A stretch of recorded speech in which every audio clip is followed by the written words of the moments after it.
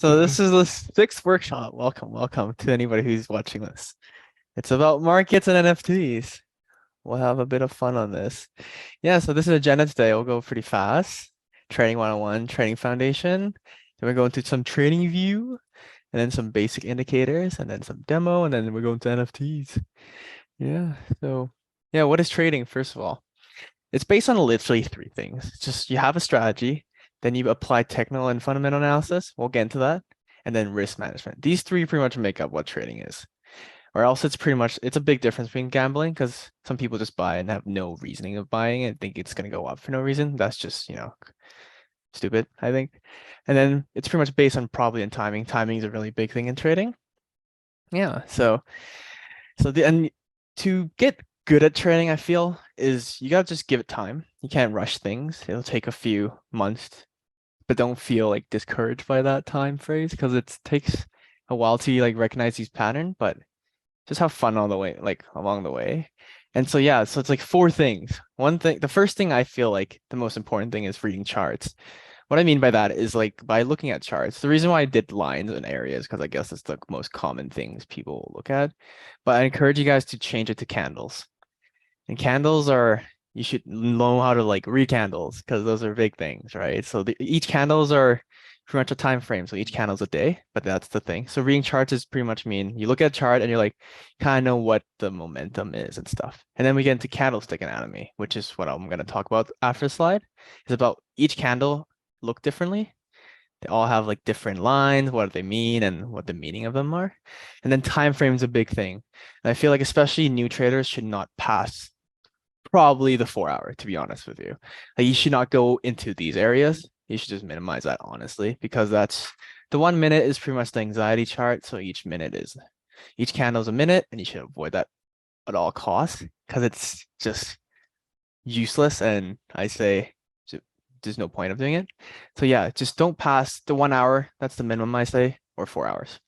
And then we get into data analysis principle, which we'll get into it. And I'll show you some cool logarithmic charts, which spans over a 10-year period, pretty much. Yeah, so reading charts, first thing. So what do I mean by reading charts is pretty much you use pretty much past data in order to make future predictions. That's what literally technical analysis is, and understand where supply and demand what is pretty much. So this is the 4 hour. Okay, let's move this. Okay, see this. So what I mean by supply and demand is this. So it's pretty much means like what point of the market of this chart looks oversold and overbought. What I mean by that is these noisy area, and by noisy area I mean these clutter of just price between these ranges, right? This is a level where the market decide what to buy or to sell. Pretty much, you see these are called resistance and support. So resistance and support I feel like is really looked down upon, but it's like a main thing in trading. You find these area and they're pretty much so resistant, think of it as a ceiling, and support, think of it as like a trampoline or kind of a floor, right? So what I mean by floor is you find pretty much an area of clutter, and that means like the price will either range around these lines and react to the line. And let's say it breaks it, that means now you look into shorts, which means you're predicting to go down. And if it holds, you're looking for longs pretty much. But we'll get into more details of that. And then learn to analyze trend. Trend is the biggest thing in trading. Especially, that's what literally trading is. Just analyzing trends. And I'll show you how to analyze trends. Like, how do you catch something like this? And how do you deal with like the bear market, which we're in, right? Like this is a whole, like, how long did this take? Like 900 days. That's almost 3 years of just pain and suffering and depression. So yeah. And how do you navigate through that, right? We'll get into the detail of that. And then, yeah, pretty much. So we're getting to candlestick anatomy. I'll make it quick. So what these are, so each candle represents a time frame. So let's say you go on an hour, that means it's a 1 hour candle, each of them. And then 4 hours, and then days, and whatever you want. You can do weeks and months too. So, and these wicks, as you could see, this is the highest price in that day because we're in the day chart, right? So each candle is a day. And the lowest is the lowest price of that day. So this was the lowest price of this day, and the highest was this one, little wick, right? And then the body is the opening of that day. So normally it's 9 a.m. like stocks. It's just there's no opening and closing time in crypto. Literally, it's open 24/7, but that's how it works. So the body of the candle is pretty much the open price and the close price if it's for a red candle. And then for green, the reason why this is also purple and white is also the reason I was going to tell you guys to never just do basic green or red, because it's literally, there's a lot of psychological like effect with green and red colors to us. So you're trying to eliminate anything you can, emotions in the market. That's why mine is purple and white. You could do it any color. And I'll show you how to do all of that, go through it really quick. And also these, once you know how to read candle, it helps with your whatever strategy you're doing. So even like, look at this. This is the bullish. It sounds like voodoo, but sometimes it just, works out. It's just how the markets really work. Because each candle kind of represents like human emotion, really, right? So if you go look at this, a bullish engulf is pretty much a good sign near the bottom, right? Like, so what a bullish engulfing is pretty much a whole green candle pretty much engulfs the red candle, if that makes any sense. The whole body engulfs. And if you look for some, you could find maybe some. Like one could be right here, right? Like that's a bullish engulf. That this one engulfs this one. But the thing about these is you don't take it fully granted. Like it would be like, okay, I got a bullish engulf. I'm just gonna fucking send it, right? So that's not the way to go. Because if you look, and then now let's say we're right here in the market, you see a bullish engulf. But then now we get into other indicators to help support that idea. And you know that this is maybe a support level, right? So it could be really good buy, maybe. I don't know. Maybe it could be a good buy, depending on your risk analysis. And we'll get into that too. It really depends on how much you're willing to lose. So these aren't really pretty much black magic. They're actually pretty useful. So that's what I meant. You should start off with maybe understanding charts, then get into candlesticks. And this is also a good video for that if you want to watch. And then I'll explain how crypto markets really work compared to other stocks. Like if you be a stock trader, you can apply anything you want. It's the same concept for like reading charts and everything. But the crypto acts differently than stocks. What I mean by that is, let's say you have a coin and it's going to save the world. If Bitcoin goes down, it doesn't really matter. Your coin's going to go down too. That's just the shitty part about crypto. Because just remember, Bitcoin is king. That's just the things you should remember in crypto. What I mean by Bitcoin is king is every coin or altcoins. So altcoins is pretty much any coin except Bitcoin. They tend to follow Bitcoin, but they follow after, if that makes any sense. So if the market does really pump, what I mean by this, I could even do this. Let's go ETH. USD. This is ETH. What I mean by that is, so this is the price of ETH. And you see how Bitcoin always tends to go first and then ETH follows? What I mean, you probably heard the term of alt season. It's pretty much when Bitcoin rallies and gets boring, then this is what it means. Then once Bitcoin rallies first, then large cap starts to fall like ETH. Like you tell, this rally first, and then ETH shot up after it got boring right here. Once ETH is done pumping these large caps, then it goes to mid caps. What I mean by mid caps is pretty much like the top 20 to 50 coins. And those pump, and then it goes to scammy coins, like shit coins, the low caps, right? Which is pretty much like the top 200, top 100 coins. They're the sketch one, but they do pump because they're just like, that's how this market works. Because like these investors get bored, they sold all their Bitcoin to idiots, and then they make more money from this, then more money of this, and more money, and they get out. And it's just like a whole cycle. And that's how really crypto markets compare to stock markets. Yeah, so I just want to get that done. And then, yeah, now we get into TradingView. Okay, so TradingView is pretty much a platform to look at charts. There's many, but TradingView, I say, is one of the best because it's free to use. That's the thing. You don't have to pay, really. The membership is just extra for people who really want to do like extra features. And it can be web-based or app. And the indicators, now we get the indicators. I feel like, so indicators will help with your strategy. So there's these 4 I feel like you guys should have. So the first one is moving averages. So how to add moving average is this. So to add moving average, you go to indicators and you search up moving averages. So what are moving averages? They're pretty much just taking, okay, let's just do it. Let's add it. So we add a moving average. It's this magical blue line right now. So the moving averages helps with analyzing trends. If the candle is above the line, that means there's some bullish momentum. What I mean by bullish and bearish, these terms are bullish means it's gonna go. Its price is gonna go up. You think the price is going up, that means you're bullish. Bearish means the price is going down.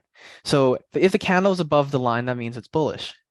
And if the price is below the line, it could be bearish. And you could tell, right? Like you could kind of see, and these are just stock. This is 9. What I mean is 9 weeks of price action divided by 9. That's where you get these lines. And that's what they are. And they work really great for higher time frames, in my opinion. So a good number to use, or you could use EMAs. You've probably heard of EMAs, so the exponential moving averages. EMAs.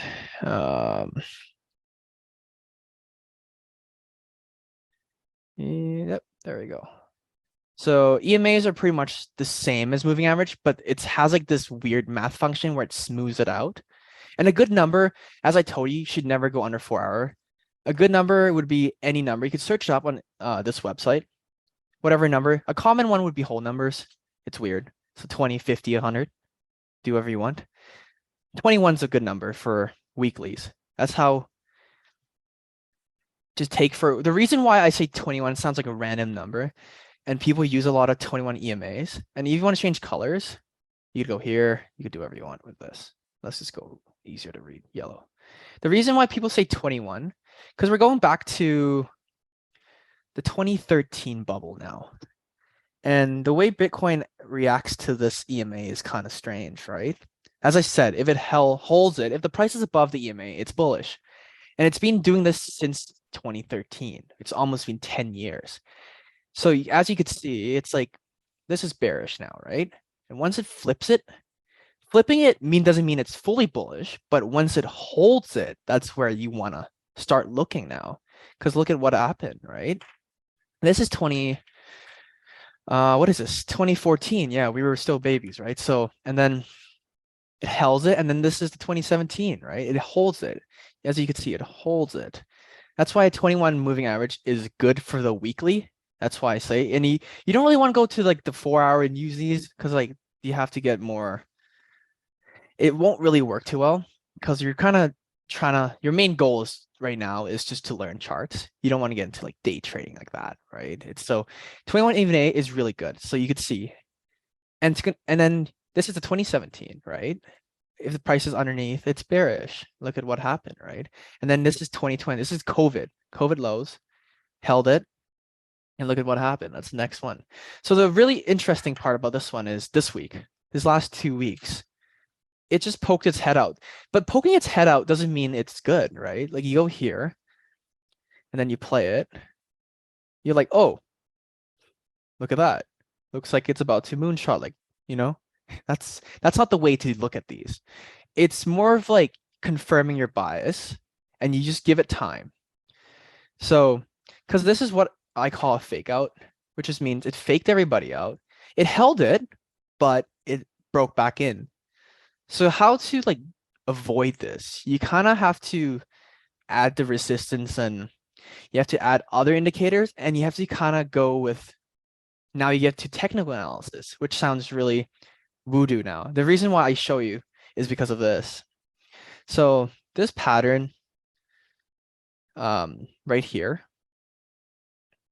it's actually, it looks like gibberish, right? This looks probably like nothing to you guys, but there's these like patterns you have to find. This is called technical analysis. They're all like these patterns just kind of play out in the market.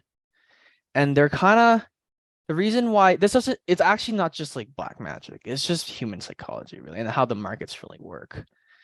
It's so if you go look at this, what does this look like? If you're probably like, what the heck too, like, what am I talking about? But then you go look, it looks like a bearish flag pattern, right? It does. I'll show you how. So let's say you draw a pattern right here. And then you could take these lows, right?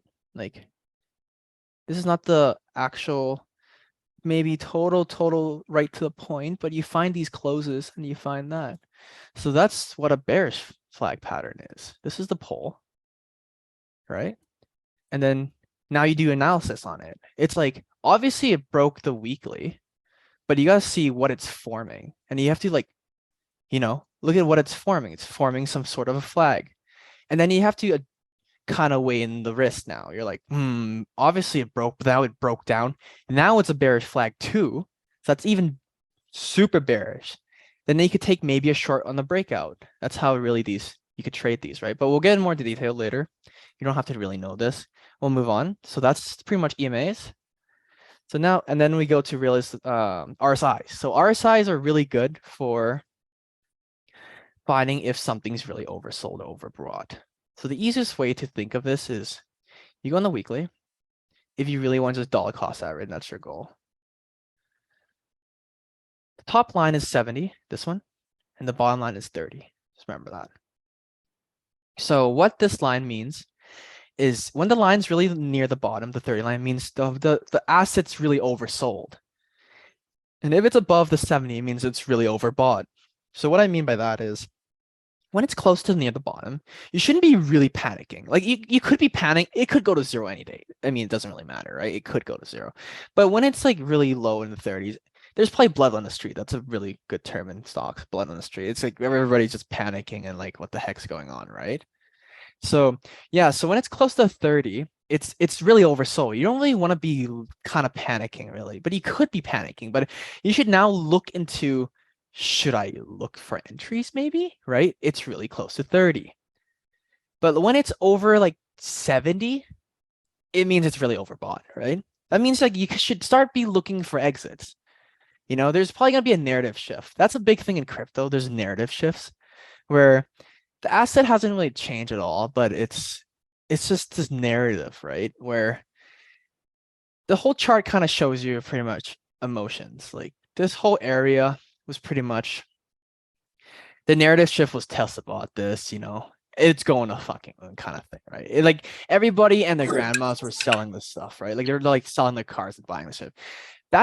But if you really break it down, it's kind of funny because like, let's say your neighbors wants to buy this. You're like, well, who else would buy it if your neighbor's already buying it, right?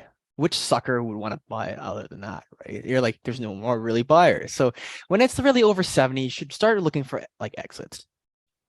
And that's like a really good way to not stress yourself out. Just go on the weekly or daily and look at the RSIs kind of, but don't fully rely on it because they're just indicators, right? But you see what I mean? Like this is 2013. This is starting to get oversold, overbought kind of thing, right? So if it's a really good indicator, if you add this with like moving averages, you get the deal, right? So that's RSI. So you could play around with it. You can change the colors and everything.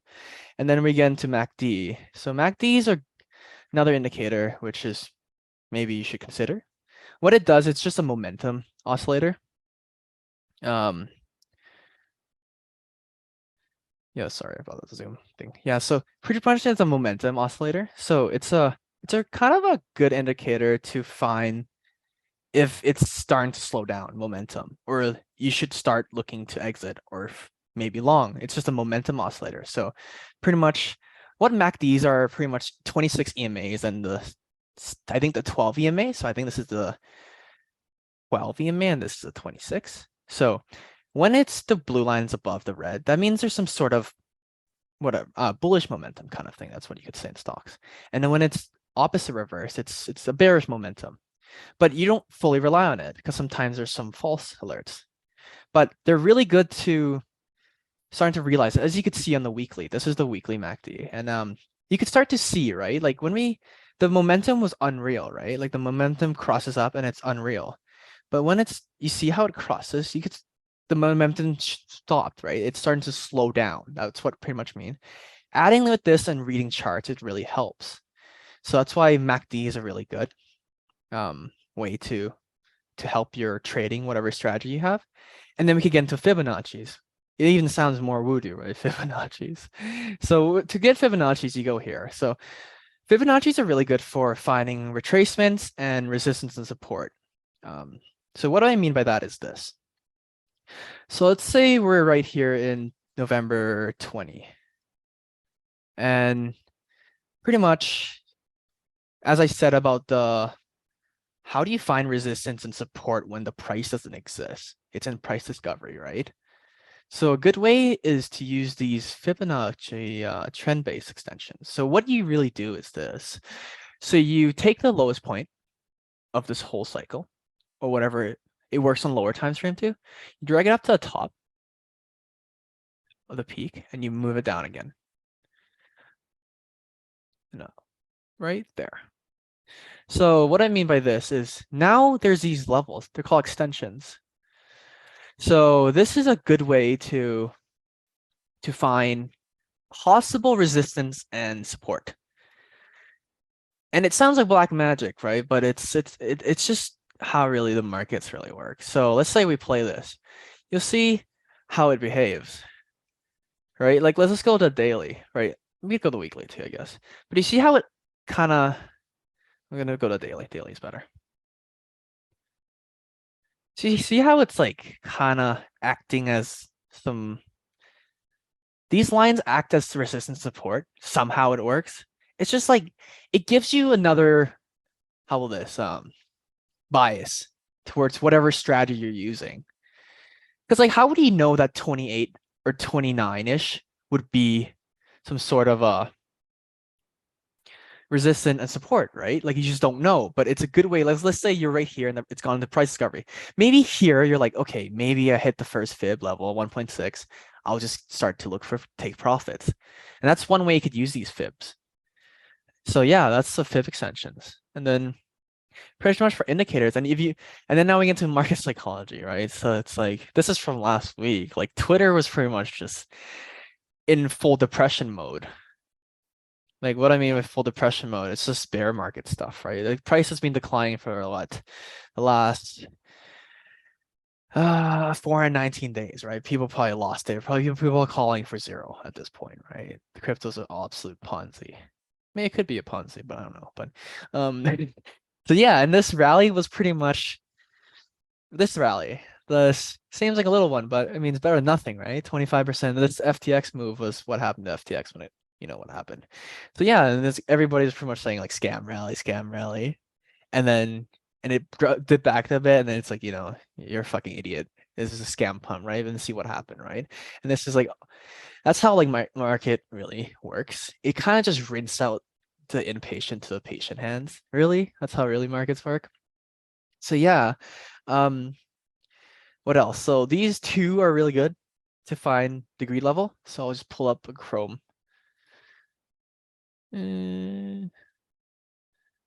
Okay, we go here. And you could also find right now the fear and greed. So yeah, you could tell, right? Like let's go to the max. April 2020 is COVID. That's the 10. So 100 is like max greed. 10 is max fear. We were pretty much bouncing along the fucking 10s and 12s. So now adding this with your strategy, let's say RSI, it's, you know, it's like oversold. You're like, holy shit, look at the fucking fear and greed. It's like a 6. Like a 6 we haven't seen in like ever. The last time we seen 6 was August 2019. August 2019 was what? Here. And then let's say November, like a 10, December 2018. What's that? Right here. This is a 10, right? COVID was a 12. 12 means it's pretty fearful.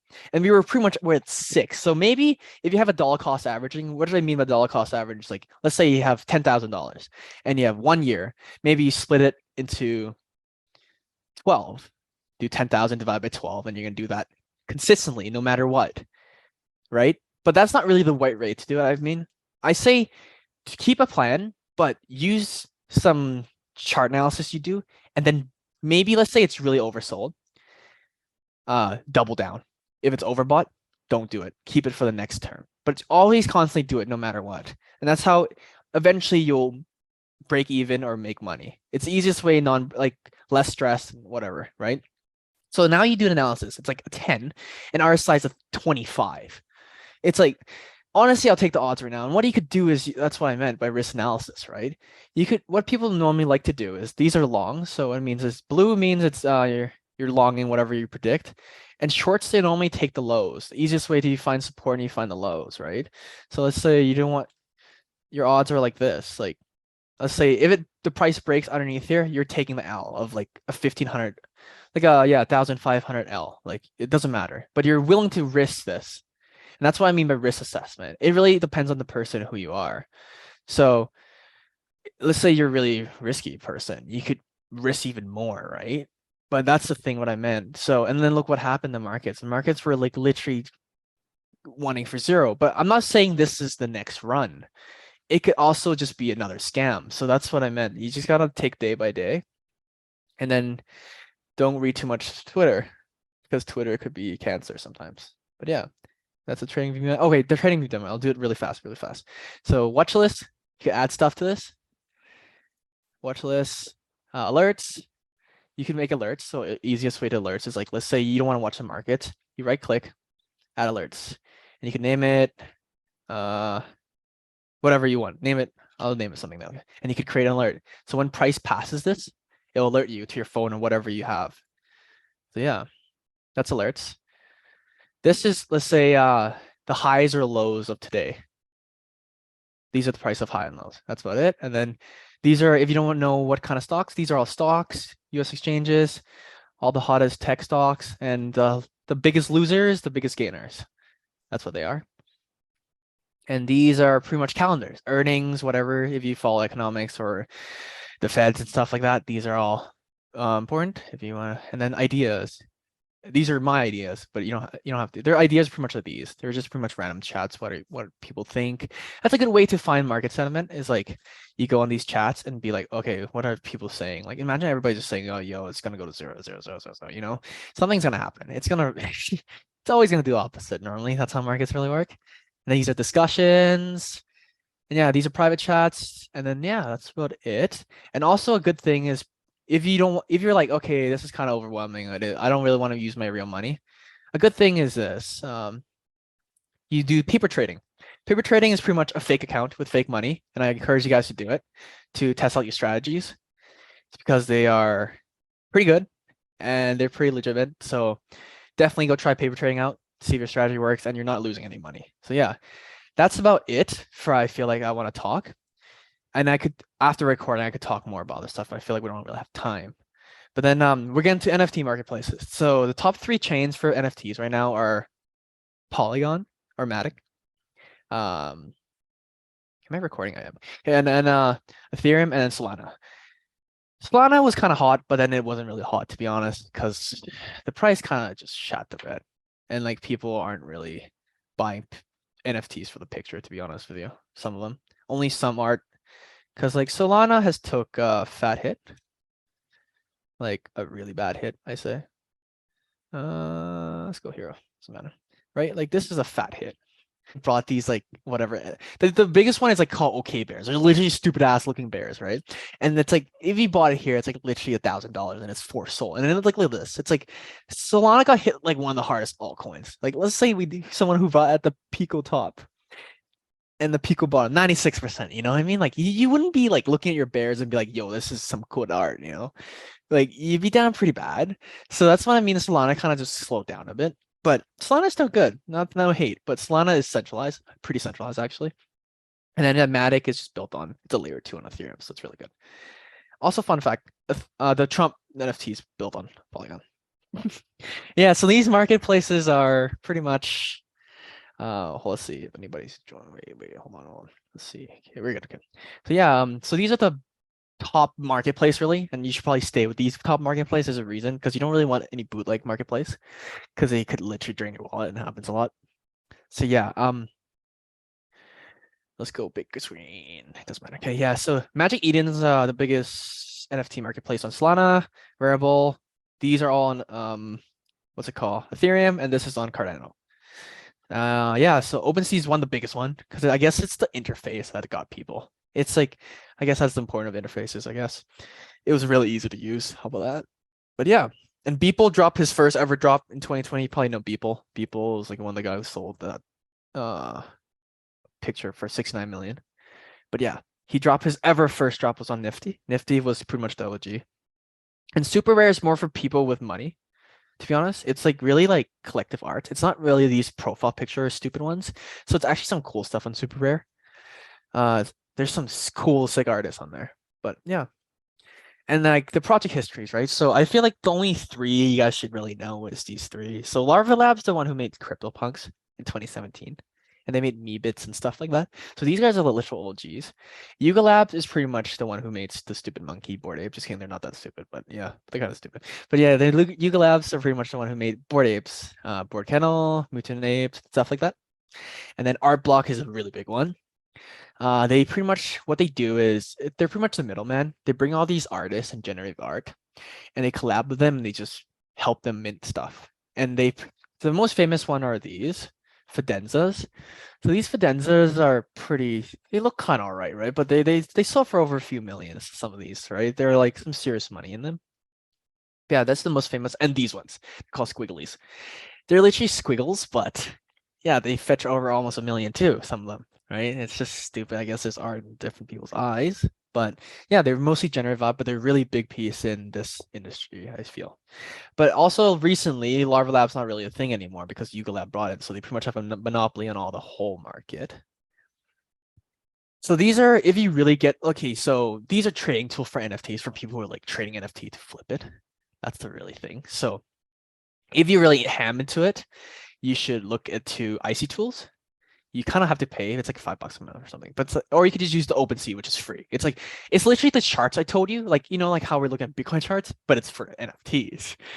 And they kind of can't really do too much on it, but you could kind of see the trend if that makes any sense. They're pretty good.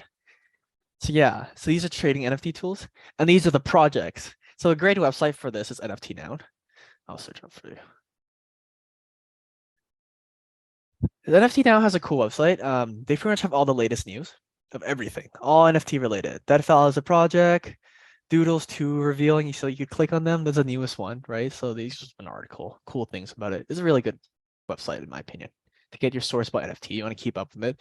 The reason why I feel like you guys should maybe keep up with NFTs maybe once in a while, because there's always gonna be these stupid NFTs that come out once in a while, like feed pics.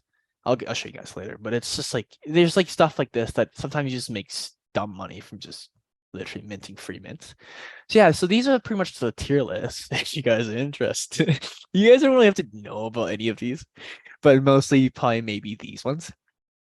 So that's Bored Ape, CryptoPunks. Proof is the one who made Moonbirds, and Meebits is the made by Larva Labs, and then Mutants are made by Yuga Labs. And then this one is a kind of cool one, I think, is Artifact or RKFT. So that's how you say it, Artifact.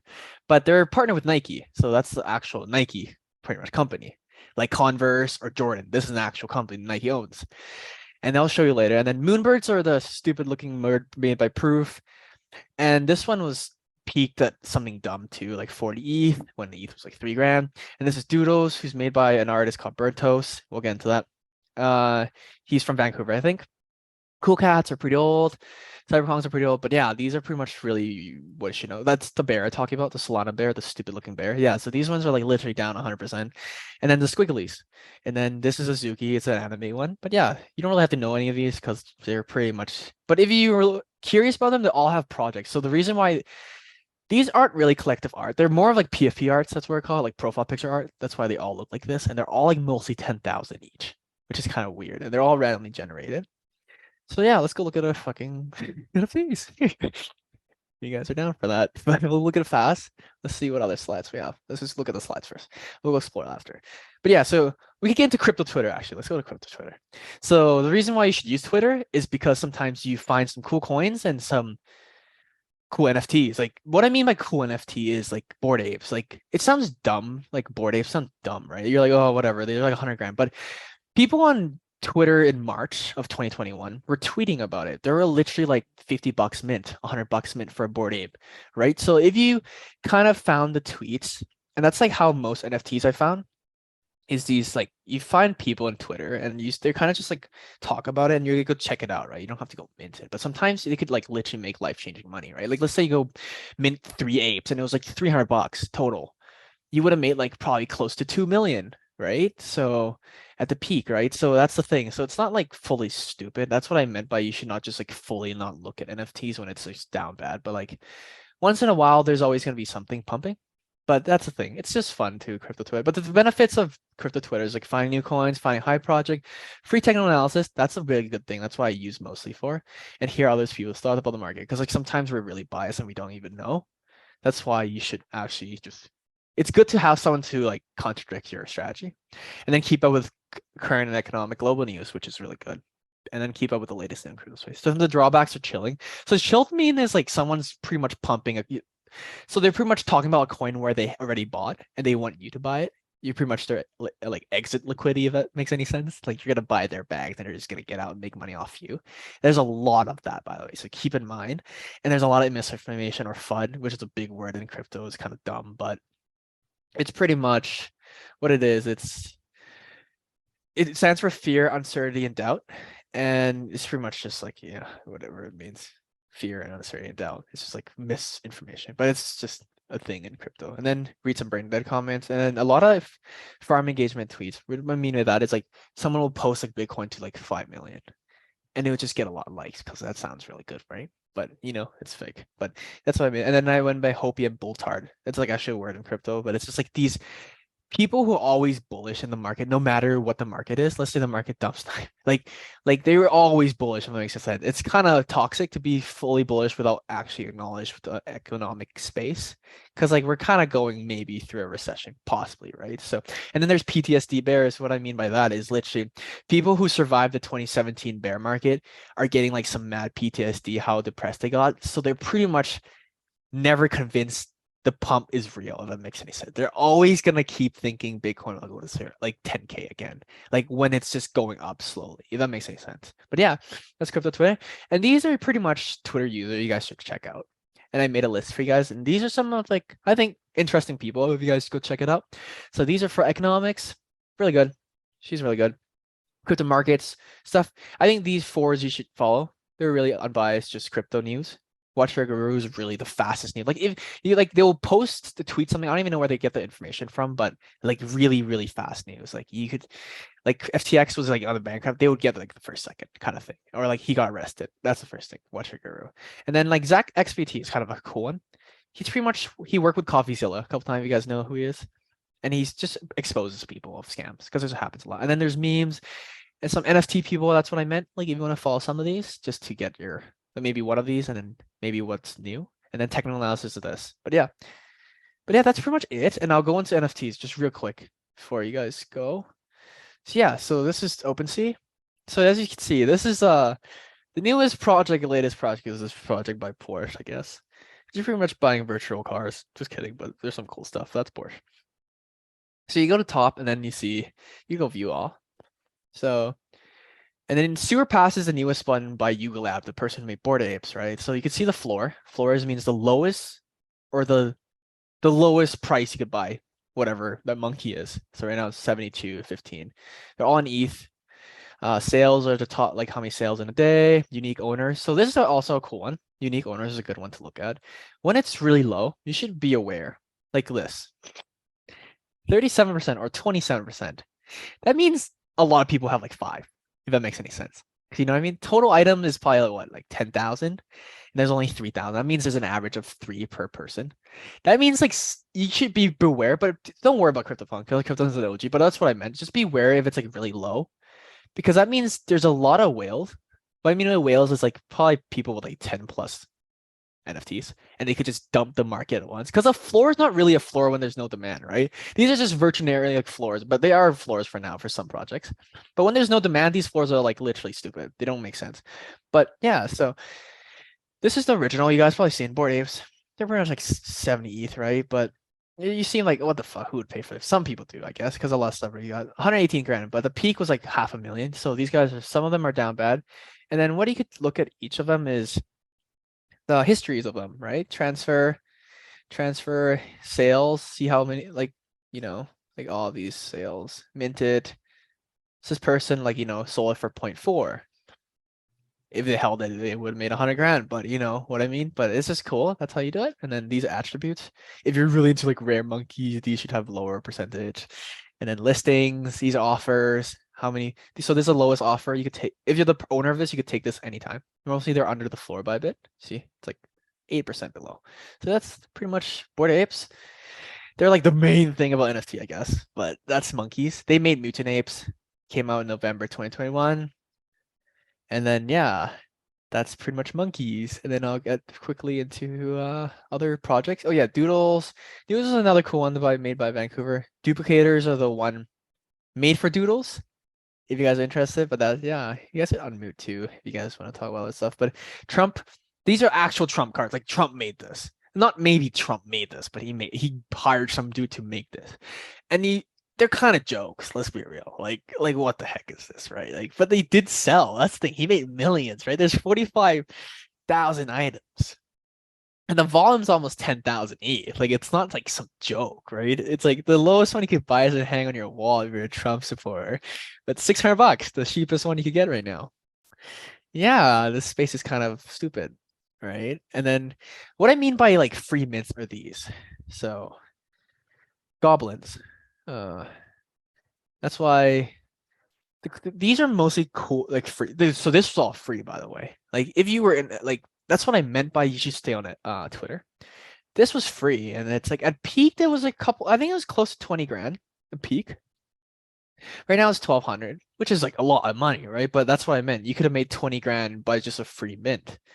And these also have some cool websites. Most of these things, like like they're kind of like creative, right?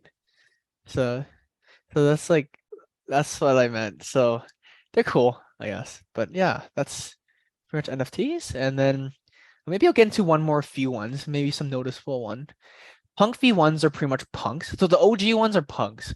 These are the original ones, like 2017. These are like the grail of NFT profile pictures, right? So, but I find none of these really are my interest right now. Like I feel like collective art's more of cool, like rare, like on Rarible or like super rare. If I spelled that right. So super rare is like a really like fine art kind of thing. What I mean by fine art is like 101. They have live auctions and they're like weird art for now, but like people like would, let's see. Like people would post stuff on this, but this looks like shit right now. But some of them you find some cool ones, but that's what I meant. NFTs aren't just like these profile picture ones. These are called profile picture. And they were like, for some reason they blow up because it's a community. You kind of get into them and it's like a community kind of feeling. You get access to Discord. You kind of talk about, yeah, that's why people buy these. So Azuki is kind of funny. So these things peaked at around 40 ETH, I remember, like 35 ETH when ETH was 3 grand, I think. So it's like 150,000, I think. So these are kind of down a bit, but I guess everything's down. But then turns out the owner rug pull a bunch of projects before this actually, and it actually tanked for a bit too. So that's the funny thing about Zuki. The owner actually did a couple rug pulls. But yeah, that's Suzuki. That's really all I should really know. I shouldn't really pass all these. But yeah, Artifact, that's what I'm talking about. This one's actually, they have a big ecosystem, right? So they look like shit. They're a bunch of like, little kids, but that's what I think. They're like little kids looking. Because like some of them are pretty ugly, let's be real. Like, and not to be, okay, I should not, it's recorded. Okay, I should not go there. But you see how this, actually, I'm not going to go there. Okay, but yeah, so these are CloneX. They're partnered with Nike. Like Nike, and you get actual like shoes. That's the thing, right? And then the thing about NFT is like, you could get airdrop. Airdrops are pretty much free. So let's say you hold a doodle, you got these for free, and that's like a free 1 ETH. And then, okay. And the website crashes a lot, by the way, OpenSea. Keep in mind.